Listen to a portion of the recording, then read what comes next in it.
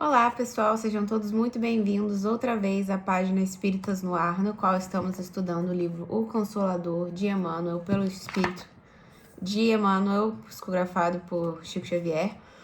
E semana passada a gente começou a estudar sobre as ciências aplicadas, como que funcionam os processos de cura, se mesmo sabendo que a gente tem uma moléstia incurável, a gente tem que buscar a cura daquela doença, e sim, a gente tem que fazer o máximo para poder preservar a nossa estadia aqui na Terra, valorizando o corpo que nos foi emprestado.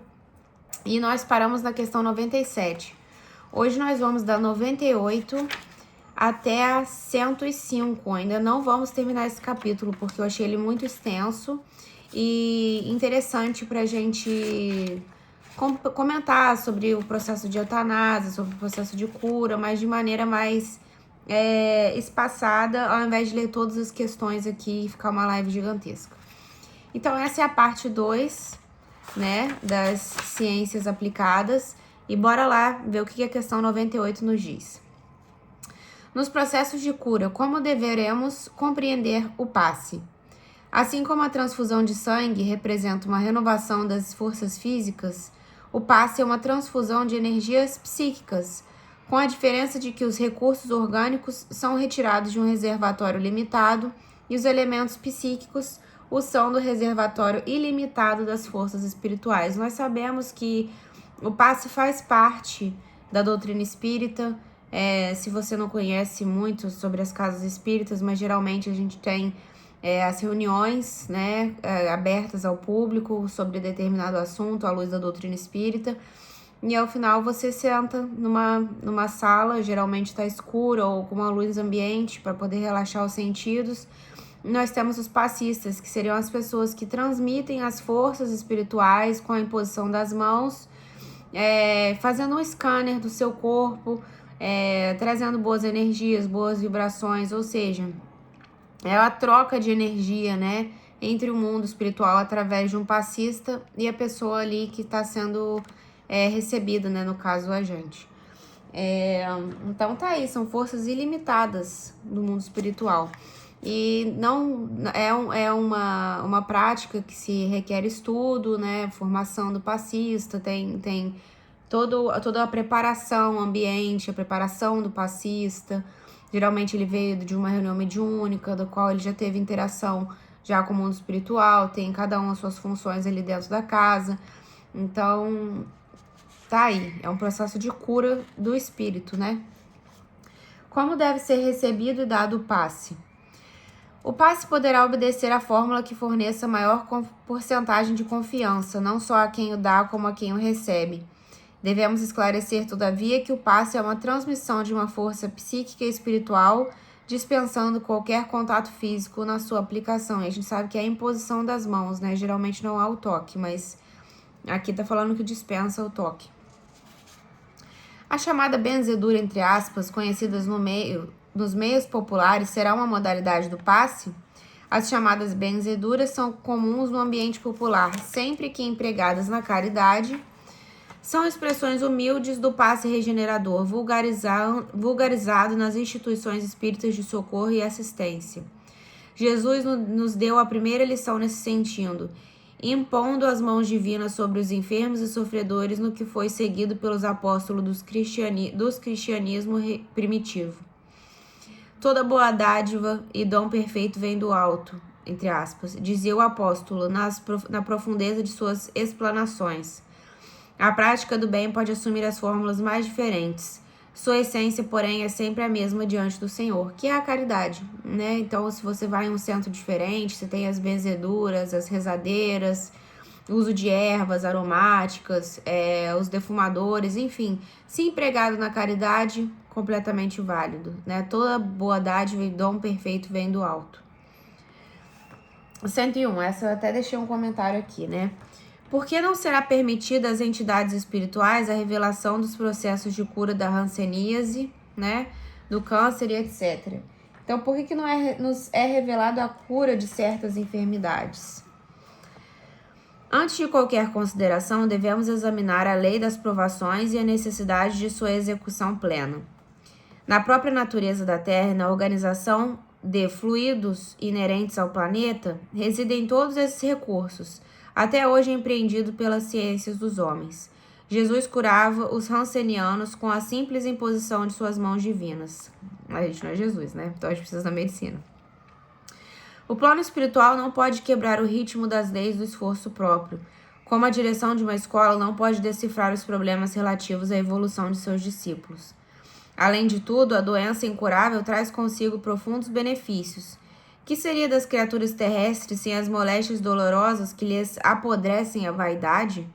Até onde poderiam ir o orgulho e o personalismo do espírito humano sem a constante ameaça de uma carne frágil e atormentada? Observemos as dádivas de Deus no terreno das grandes descobertas, mobilizadas para a guerra de extermínio, e contemplemos com simpatia os hospitais isolados e escuros, onde tantas vezes a alma humana se recolhe para as necessárias meditações. Então eu apontei aqui outras coisas, né? O sofrimento e a doença têm um papel educativo e evolutivo para o espírito humano, a gente conversou sobre isso aqui na outra live.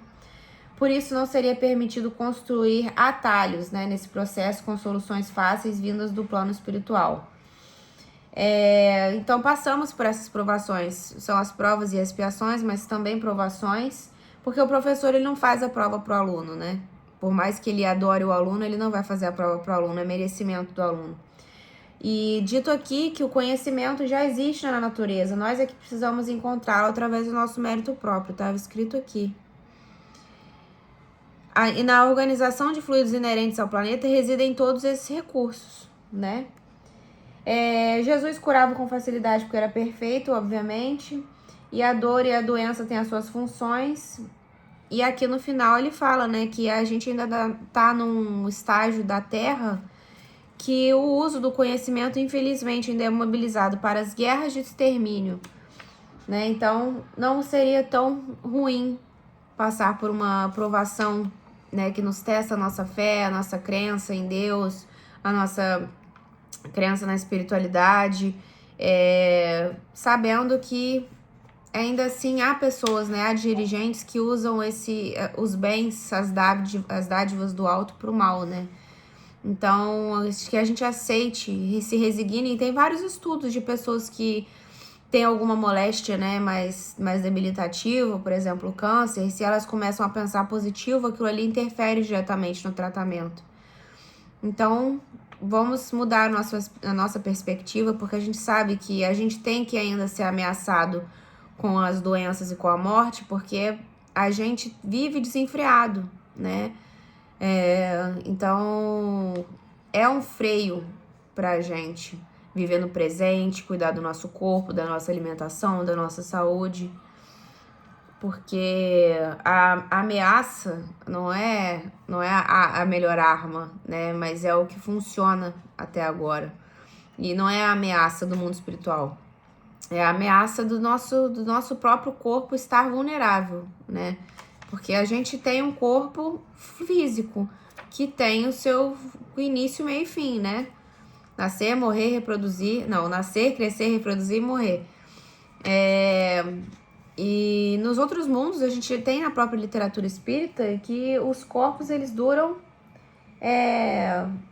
outros tempos, né? O tempo é relativo em outros planetas. Então, há corpos que vivem mais de 100, 200 anos. Isso já vi em literatura. Então, aqui na Terra, se a gente tem uma média de 80 anos, 70 anos de vida, é uma vida bem vivida, né?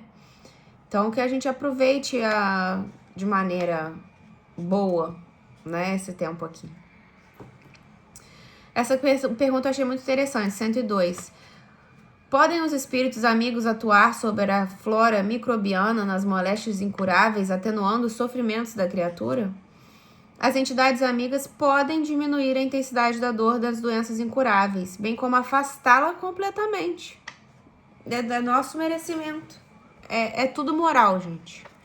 O moral influi o físico e o físico influi no moral. Então, e se esse benefício puder ser levado a efeito no quadro das provas individuais, sob os desígnios sábios e misericordiosos do plano superior. Então, às vezes você tem uma moléstia, mas que você tem...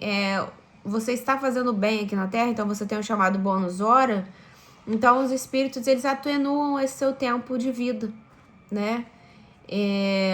para que você possa continuar com o seu propósito, com os seus estudos, com a sua ajuda na casa espírita, ou não precisa ser na casa espírita, na ajuda na caridade, que for.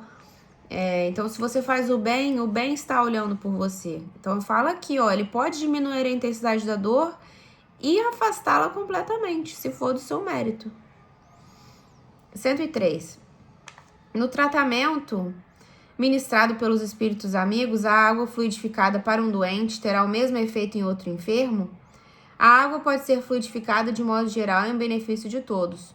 Todavia, pode ser em caráter particular para determinado enfermo e, neste caso, é conveniente que o seu uso seja pessoal e exclusivo. E a gente sabe, né, também das cirurgias espirituais que são feitas à distância. Cheguei até a fazer uma.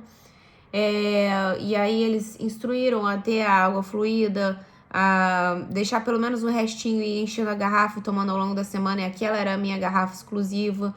Eu também fiz outras orações pro Vitor, que é o meu marido, para tomar aqui dentro de casa. Mas se eles sabem do que você está passando, eles sabem das provações, das doenças. Então, se aquela ali for específica para você, que seja ministrada para aquela pessoa, né? É conveniente que seu uso seja pessoal. 104, a gente vai até a 105, hein, hoje. Existem condições especiais para que os espíritos amigos possam fluidificar a água pura, como sejam a presença de médiuns curadores, reuniões de vários elementos, etc. Ou seja, precisa de uma pessoa específica para que aquela água seja fluidificada, uma situação, uma prática. A caridade não pode atender a situações especializadas. Ponto. Eu marquei aqui, ó, e já tá a resposta respondida, né? A pergunta respondida. A presença de médiuns curadores, bem como a reuniões especiais, de modo algum podem constituir o preço do benefício aos doentes, porquanto os recursos dos guias espirituais nessa esfera de ação podem independer do concurso medianímico, considerando o problema dos méritos individuais. Então, a ajuda espiritual ela não depende de condições externas específicas. Ela estaria ligada ao mérito e à necessidade espiritual de cada pessoa. O auxílio pode ocorrer diretamente, sem precisar de um médium presente. 105 e última pergunta. O fato de um guia espiritual receitar para determinado enfermo é sinal infalível, ou seja, com certeza total, de que o doente terá de curar-se? O guia espiritual é também um irmão e amigo que nunca ferirá as vossas mais queridas esperanças. Aconselhando o uso de uma substância medicamentosa, alviltrando, que é propondo, essa ou aquela providência, ele cooperará para as melhoras de um enfermo e, se possível, para o pleno restabelecimento de sua saúde física, mas não poderá modificar as leis das provações ou os desígnios supremos dos planos superiores, na hipótese da desencarnação, porque dentro da lei, somente Deus, seu Criador, pode dispensar. Então, a cura, gente, se Deus quiser, é quando Deus quer. E se Deus quiser, ela acontece. Mas se ela não acontece, não é motivo de revolta,